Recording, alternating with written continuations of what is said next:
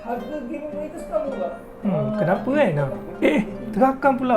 Bang buat apa tu? Actually aku tengah record summary untuk sebuah video. Kenapa harga game monitor semakin murah? And aku malas lah tengok video panjang-panjang kan. So aku nak dia summary kan menggunakan benda ni. Apa benda ni? Ni AI Note Taker. Nak tahu lebih lanjut, korang kena tengok video sampai habis guys.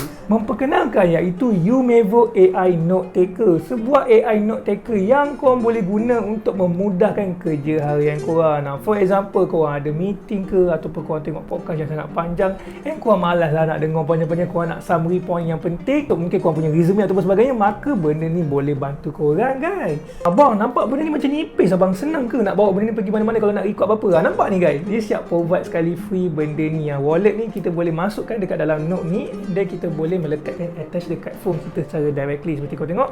Nampak tu, dia terus melekat lah and korang boleh guna lah untuk record ke apa benda session meeting. And kalau sekiranya phone korang tak support, diorang juga ada provide magnet khas untuk korang lekatkan dekat phone korang sendiri guys. So once dah connect, korang boleh terus gunalah app dia dan juga dia punya AI Note Taker ni. Cara nak guna senang je lah, korang just tekan je button sekali untuk record and then dia akan keluar notification macam ada mic kat situ, ada recording and then dia akan record lah apa session video tersebut. For example, aku dah try buat video dulu iaitu Android versus iOS. Kat situ aku boleh record lah summary video topik berkenaan and dia boleh bagi tahu lah semua kat dalam satu isi ni. Macam artikel juga boleh juga lah kita katakan semua dia bagi tahu lah detail-detail semua. And kalau korang nak buat bentuk macam map macam ni pun dia orang boleh buat juga, which memang sangat menarik lah. Yang menariknya, kalau korang beli sekarang AI Note Taker ni, korang akan dapat 1 year free subscription, which is kau tak perlu bayar lah untuk tahun pertama untuk korang guna servis AI Note Taker ni. Sebab basically benda ni memang ada fungsi AI, so selalunya bila ada fungsi AI dia normally kena bayar, tapi kalau korang beli sekarang korang dapat 1 tahun percuma guys. So kalau sekali korang minat nak beli Umevo AI Note Taker ni, aku akan provide link in description. Tak silap aku pun harga dia sekarang tengah promo selepas korang tengok video ni, so cepat beli sebelum harga promo tu habis guys.